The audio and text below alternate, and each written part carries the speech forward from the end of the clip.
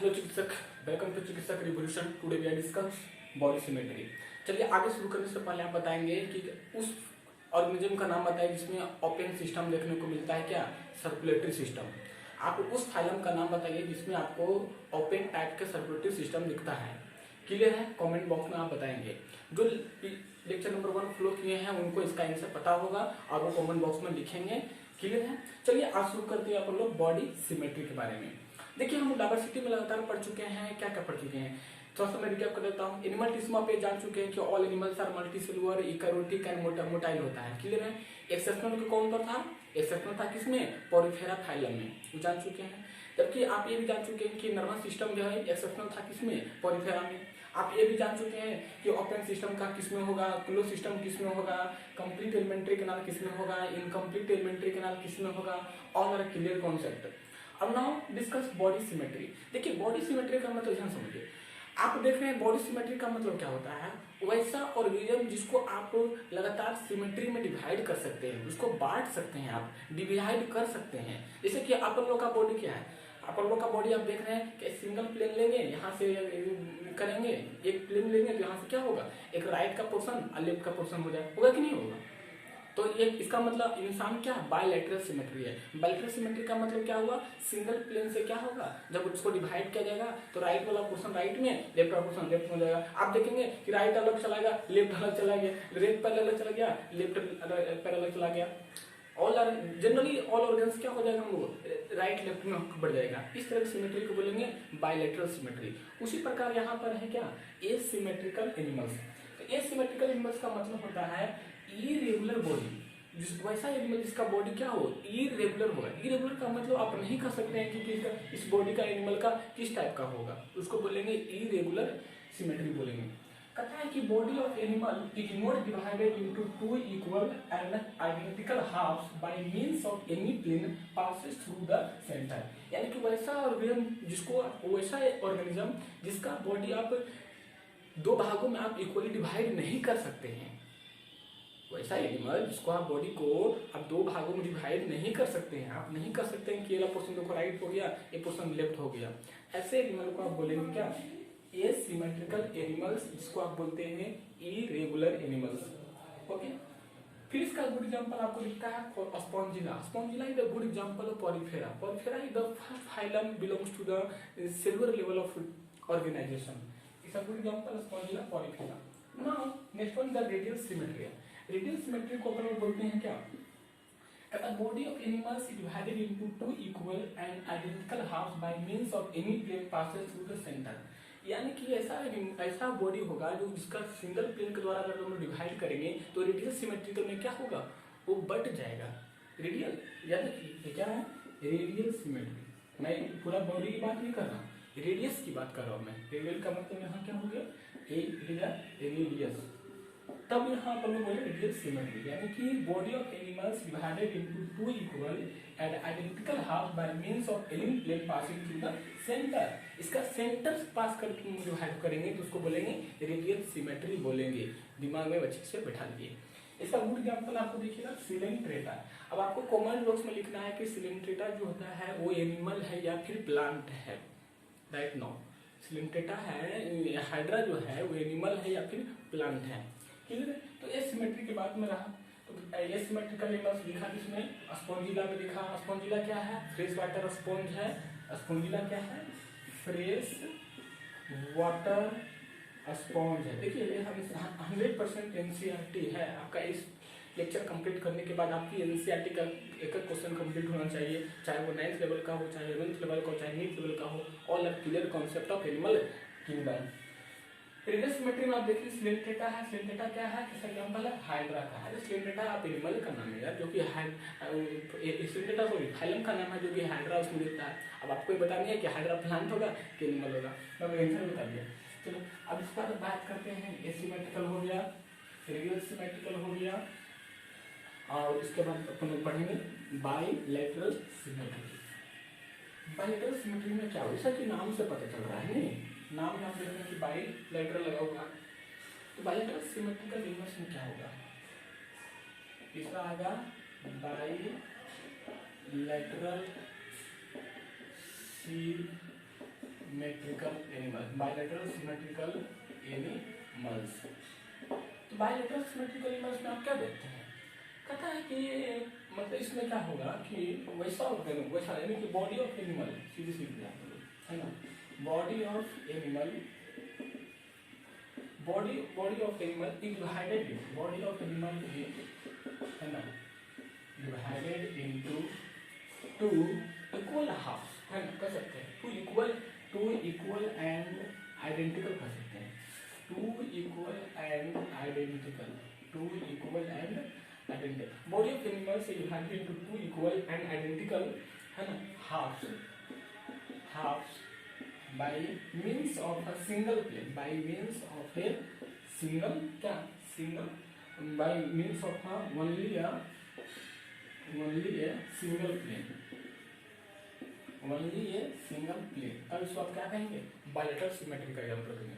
इसका एग्जांपल आपको देखने को मिलेगा किसमें, अपन लोग ह्यूमन वगैरह है ना, क्रैब हो, इंसान हो, क्रैब वगैरह, केकड़ा वगैरह हो, क्या है कि बायलैटरल सिमेट्री। अब देखिए अपन लोग का बॉडी क्या है, एक सिंगल प्लेन लेंगे, यहाँ से कर देंगे, राइट का पोर्शन राइट हो जाएगा, लेफ्ट वाला पोर्शन लेफ्ट हो जाएगा, इस तरह का सिमेट्री को क्या बोलेंगे, बायलैटरल सिमेट्री। यानी कि कह सकते हैं आपकी कोऑर्डिनेट्स एंड ऑर्थोपोड्स, है ना, आप कह सकते हैं कि coordinates and arthropods, coordinates and arthropods जो होगा वो क्या होगा जी, बायलैटरल सिमेट्री होगा। It is very very important. समझ में आ गया, तीन तरह का सिमेट्री हुआ, पहला क्या हुआ, रेडियल सिमेट्री हुआ, पहला क्या हुआ, एसिमेट्रिकल हुआ, जिसको आपने इरेगुलर सिमेट्री कहा, है ना, जो देखने को मिला आपको किसमें, स्पॉन्जिला में देखने को मिला। दूसरा में आपने देखा रेडियल सिमेट्री देखने को मिला, आपको हाइड्रा में देखने को मिला, सिलिंड्रेटा में देखने को मिला। तीसरा आपको देखने को मिला बायलैटरल सिमेट्री, आपको किसमें देखने को मिला, आपको ह्यूमन्स में, कोऑर्डिनेट्स है ऑर्थोपोड्स में। क्लियर। अब इसके बाद अपन लोग बात करते हैं डिप्लोब्लास्टिक एंड जर्म लेयर के बारे में, है ना, डिप्लोब्लास्टिक एंड जर्म लेयर के बारे में। It is very very important, है ना। अब यहाँ से शुरू होती है अपन लोग का diploblastic and triploblastic organisation. Diploblastic and क्या, diploblastic and triploblastic animals. Basically it is very important for exam too. इसमें अपन लोग पढ़ेंगे क्या, जर्म लेयर, है ना। कौन सा लेयर आएगा जी, ये जर्म लेयर बोलिए।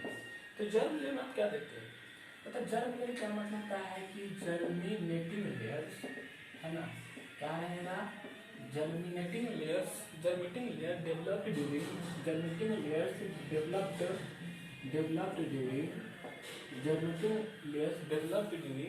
इम्ब्रियोनिक डेवलपमेंट, है ना, जिसमें इम्ब्रियोनिक डेवलपमेंट होगा,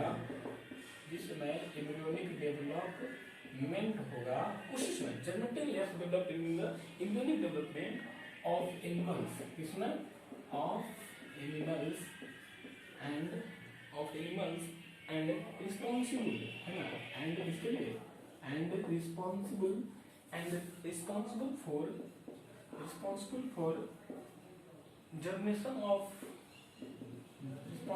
जर्मिनेशन ऑफ होल बॉडी। या तो उसमें भी दिखेगा जिसमें क्या होगी, होल बॉडी का जर्मिनेट लिएगा, उसमें दिखेगा होल बॉडी पार्ट्स लिख सकते हैं। तो it is very important to conceptualise germinating layer. इसमें देखेंगे हम लोग जर्म लेयर तीन तरह का, जर्म लेयर देखेंगे हम लोग तीन तरह का, है ना। जर्म लेयर दिखता है हम लोग का तीन तरह का, एक्टोडर्म, है ना, एक्टोडर्म होगा, मेसोडर्म होगा, एक्टोडर्म होगा, मेसोडर्म होगा और एंडोडर्म होगा। Ectoderm, mesoderm, endoderm. देखिए याद रखिए जर्म लेयर कुछ होता नहीं, समझिए ध्यान से। तो एक्टोडर्म मतलब क्या हुआ, आउटर लेयर, क्या हुआ, आउटर लेयर। नोट्स ना करिए। मिडिल में क्या हुआ, मिडिल लेयर हो गया, है कि नहीं। और इनर में क्या हुआ जी, इनर लेयर हो गया, हुआ कि नहीं। तो बात तो समझ में आ रही होगी आपको, आसान लग रहा होगा डाइवर्सिटी ऑफ एनिमल किंगडम। क्योंकि इसमें कुछ है नहीं, पूरी एनसीईआरटी पॉइंट पे अपन लोग क्या कर रहे हैं, बात कर रहे हैं, तो उसमें कोई डर टफ लेने की बात ही नहीं है। क्या कहता है, ध्यान समझिए, कहता है जर्म लेयर। क्या कहता है, जर्म लेयर, है ना। कहता है जर्म लेयर, कहता है कि germinating layer developed during embryonic development of animals and responsible for germination of whole body part, जिसमें अपना बेबी का एम्ब्रियोनिक डेवलपमेंट होता रहता है, उस समय जो होता है कुछ बॉडी पार्ट्स जो बनता है उसी को बोलते हैं क्या, जर्मिनेटिंग लेयर। यानी कि उस समय जिसमें एम्ब्रियोनिक डेवलपमेंट में होता है तो कुछ बॉडी का पार्ट्स डेवलप होता रहता है, इस कंडीशन को बोलते हैं क्यों क्या, germ layer. In the three types, ectoderm, mesoderm and endoderm. Ectoderm का मतलब होता है आउटर लेयर जो बनेगा उसको बोलेंगे इक्टोडर्म बोलेंगे। उसका मेसोडर्म है जो कि मिडिल लेयर वाला बनेगा, जो बीच वाला पोर्शन रहेगा उसको बोलेंगे मेसोडर्म बोलेंगे। और एक आपको लास्ट वाला दिखेगा इनर लेयर दिखेगा जिसको आप बोलेंगे एंडोडर्म बोलेंगे। ऑल क्लियर कॉन्सेप्ट समझ में आ रहा है? तो तीन तरह का लेयर हो गया, इक्टोडर्म, मेसोडर्म एंड एंडोडर्म हो गया। क्लियर है? इक्टोडर्म, मेसोडर्म और एंडोडर्म हो गया। अब यहाँ पे हम लोग पढ़ेंगे थोड़ा सा एनिमल्स में पढ़ेंगे तो डिप्लोब्लास्टिक और ट्रिप्लोब्लास्टिक। क्लियर? यहाँ तक नोट डाउन। तो यहाँ तक आपको बातें समझ में आ रही होगी, है ना? अब यहाँ तक नोट कर लिया आपने। अब नोट करने के बाद अब यहाँ पे अपन लोग पढ़ेंगे डिप्लोब्लास्टिक एनिमल, है ना?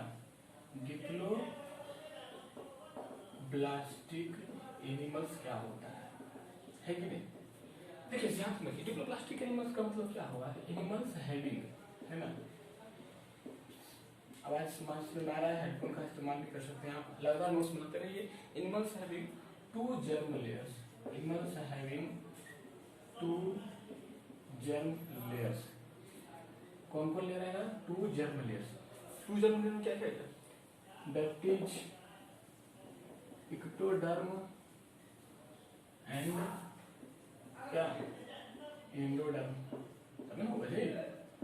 डिप्लोइजमस having two germ layer that is ectoderm and endoderm हो गया, है ना? हमारी लगता है थोड़ा सा कम हो गया है नहीं, मैं सोचा सा ये पिला देता हूँ, है ना?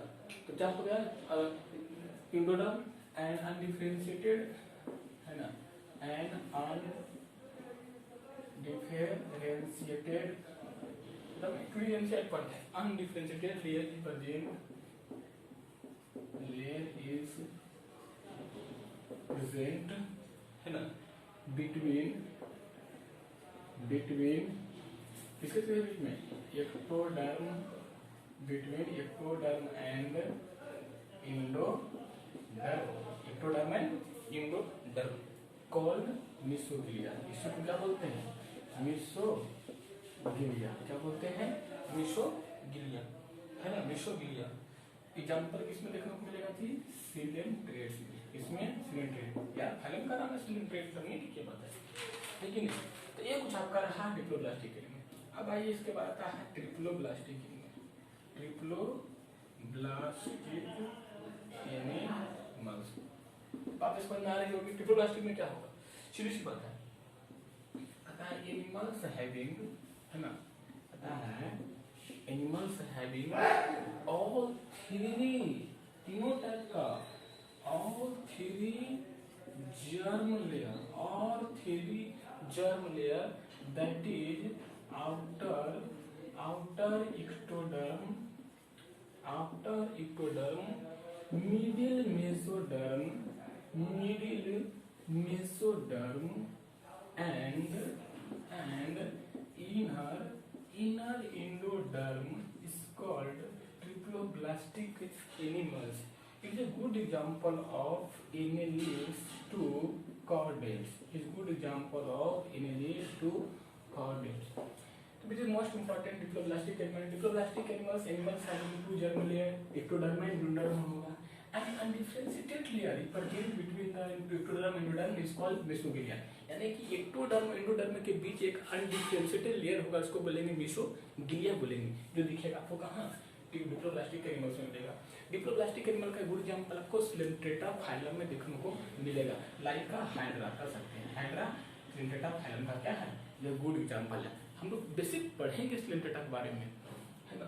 फिर उसका पढ़ेंगे ट्रिप्लोब्लास्टिक एनिमल्स क्या है? Animals having all three germ layer. Outer रहेगा तो इक्टोडर्म बोलेंगे, मिडिल रहेगा तो मेसोडर्म बोलेंगे, इनर रहेगा तो एंडोडर्म बोलेंगे। एग्जांपल पे एनालिड्स टू कॉर्डेट्स, एनालिडा से लेकर के कॉर्डेट्स तक क्या है? All are triploblastic animals. It is most important. Diagram की बात करेंगे तो डायग्राम रासायनिक डायग्राम है।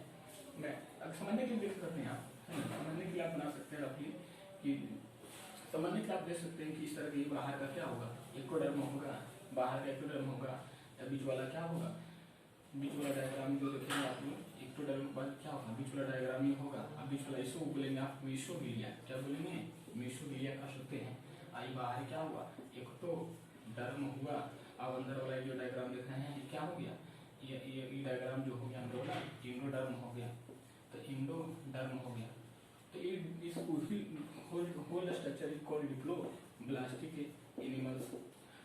अब डिप्लोब्लास्टिक रहेगा तो क्या है, बाहर वाला लेयर आपको रहेगा एक्टोडर्म, बीच वाला रहेगा मेजोडर्म, अंदर रहेगा इनोडर्म, है ना, कर सकते हैं कि बाहर का स्ट्रक्चर जो रहेगा एक्टोडर्म, बीच वाला जो रहेगा वो क्या रहेगा मेजोडर्म, और अंदर का एक लेयर और रहेगा जिसको बोलेंगे इनोडर्म। तो ये बाहर अभी आपका क्या है, एक्टोडर्म हो गया, है कि नहीं। बीच वाला डायग्राम देखेंगे ये हो गया आपका मेजोडर्म हो गया, और लास्ट वाला जो देखेंगे आपका क्या हो गया, इंडोडर्म हो गया। अब बीच में क्या रहेगा, बीच में कर सकते हैं गट रहेगा, क्या रहेगा बीच में, गट रहेगा, गट रहेगा। यानी ध्यान से समझिएगा, यानी कि जो डिप्लोब्लास्टिक एनिमल्स होगा उसमें क्या होगा, बीच में मेसोगिलिया दिखेगा, आउटर एक्टोडर्म होगा, इनर इंडोडर्म होगा, बीच में मेसोगिलिया दिखेगा। Mesoglea located in diploblastic animals is very very important. और यहाँ देखेंगे डिप्लोब्लास्टिक में आउटर एक्टोडर्म रहेगा, मिडिल टर्म रहेगा, इनोडर्म रहेगा, और बीच में गट रहेगा, यहाँ भी गट रहेगा, वहाँ भी गट रहेगा। तो all are clear concept of blastic. Ectoderm क्या होता है, इनोडर्म में क्या होता है, क्लियर।